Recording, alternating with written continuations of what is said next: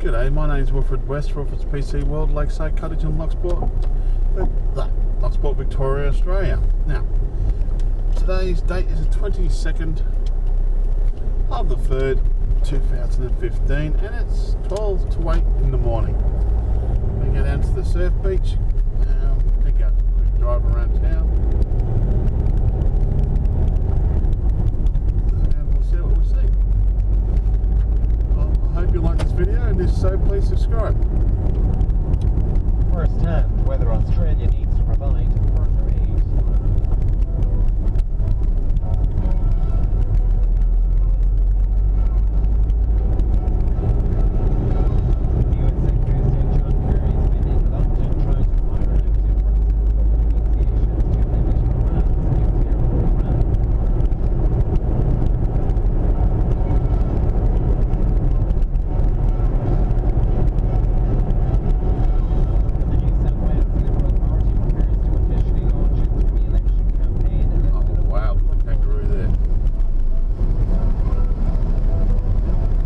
That's good.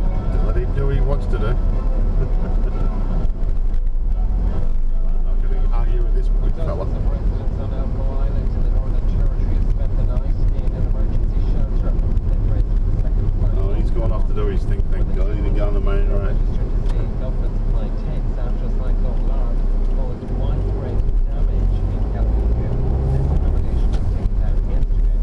Cyclone Nathan approaches. Just north of the port, Cyclone Nathan is expected to hit the island this afternoon.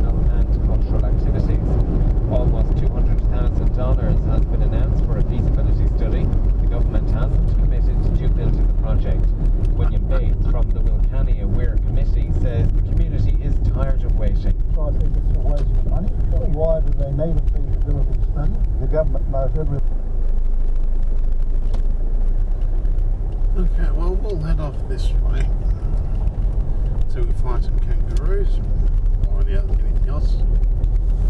I don't know, it's a little bit nicer driving down this way than the main road. See the main road up there almost. This way here we go the back way and just have a look around, see if there's any kangaroos. Well, the Weather Bureau says Cyclone Nathan is expected to cross the Northern Territory coast in Arnhem Land within the hour. The storm is tracking about 100 kilometres south-southeast of Nullumboy and about 140 kilometres northeast of Groote Island. Jessica Dorset is in Nullumboy. Residents here in Nullumboy are waking up to occasional gusts of wind. First light has just happened. The sun's about to peek over the ocean, which is just over my left shoulder.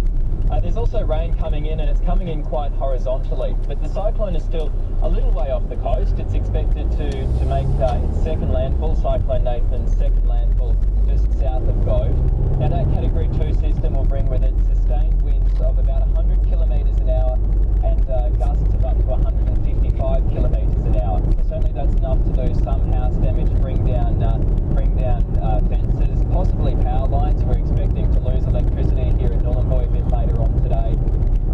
And everyone is told to get into shelter at the moment. I should point out, Miriam, we're actually just outside our hotel room, so if things get a little bit hairy here, we can just duck inside. We're actually protected by the building.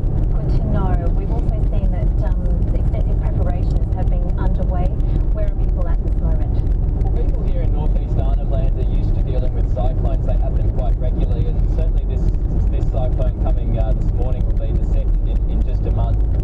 Cyclone Lam, you might remember, just missed Nullumboy, where I am this morning last month, and then it smashed into Gallowingo on Elcho Island as a Category 4 system. Nathan is a Category 2, so it's not as strong, but certainly people here still have supplies left over from Cyclone Lam. So they've already cleaned up their yards, they've already got their cyclone kits together. So it's really, the last couple of days, it's really just been a case of making sure those preparations are still current. On Gallowingo, Elcho Island, which is west of where I am, that is where Cyclone Lam really hit. They have had to pull down a tent city that was constructed to try and protect people, to house people, cyclone survivors after that storm. But certainly in the face of another storm, that protection has now been a hazard to those people on Gallowingo. The 200 people who are living in those tents have been told they're now in a cyclone shelter. So where are people seeking shelter? Well, here in Nullumboy, there is one main cyclone shelter that can house up to 300 people, and that's really for people who live in outside communities, nearby communities. Certainly here in Nullumboy, which is a mining town, the buildings are quite strong. They're cyclone proof, so that's where people will be hunkering down.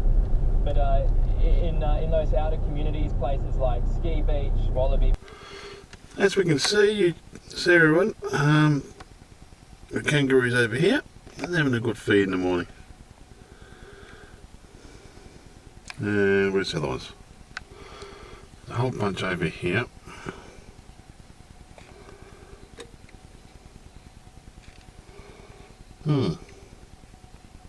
What I'm going to do is I'll set the car up, I'll go outside and I'll get the tripod out and we'll do a bit of recording of the kangaroo, shall we? Well, we're going to head off from here and we'll go for a drive. But as you can see, we've got kangaroos over there to the right, and if you go across the left hand side, we've got kangaroos all in here. And where's this other one? And a kangaroo right over here. He's having a feed. There's more behind me, more in front of me. There's all hiding in the bushes. Okay, I hope you like this video, right? So please subscribe. You all have a great day. Been in that area at the time, you may have any information that could lead us to identify the vehicle that was extra structure shown on. Two Western Australian police have described the death of a man shot by an officer in Perth as tragic. Two officers responded to reports of domestic violence at a home in Hamilton, Wow, Perth South on Friday. They were confronted by an armed man, and one officer fired a shot into his stomach. 41-year-old died in hospital as a result of his injuries. I'm happy not one of them's on the jump in front of me. Says the attending officer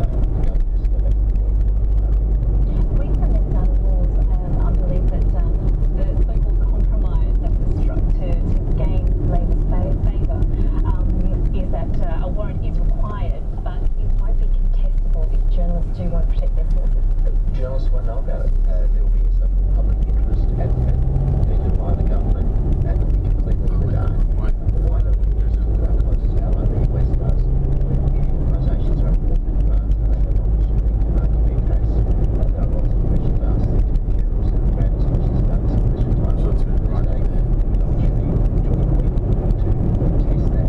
I think this will have a You mentioned what Senator Ramsey had to say.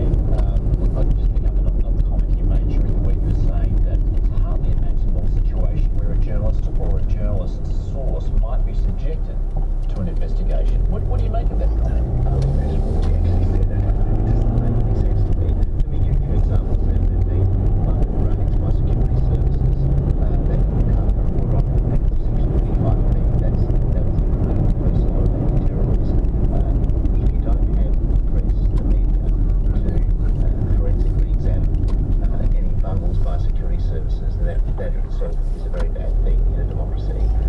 We have a situation where the ACES allegedly mounted the East Timorese camera during the negotiations on the 10th Capital Treaty. Under these cameras, I don't believe this level of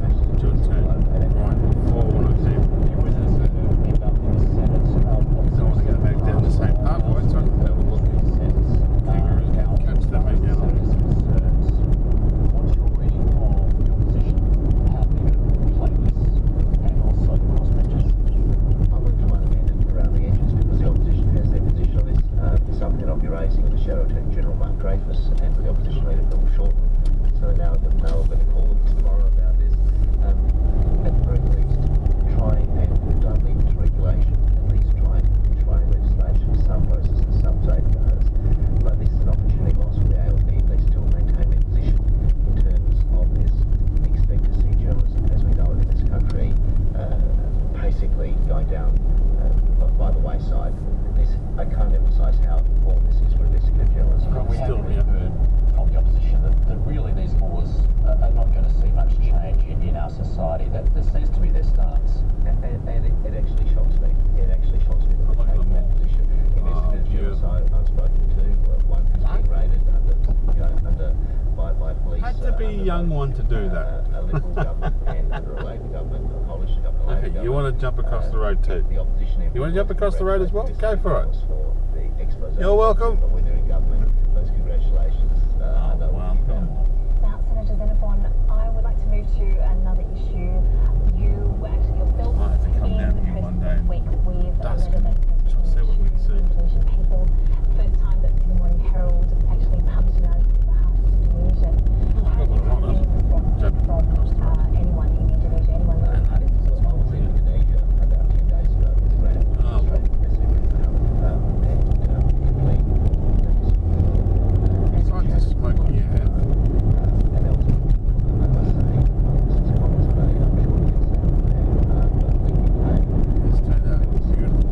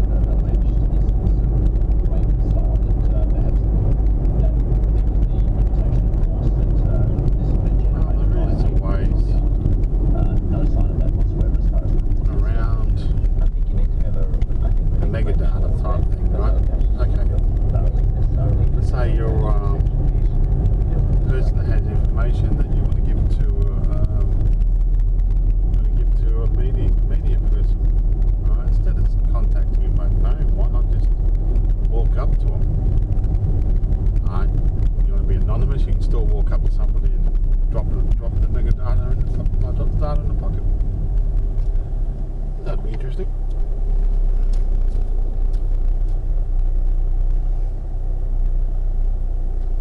Simple as that. You go to see what's in, you have lunch somewhere.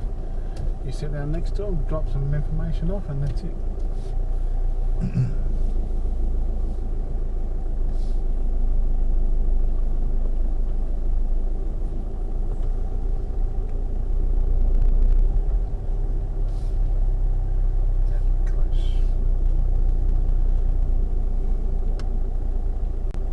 Still get the information out there, you just do it a different way. Again, we can't trace it.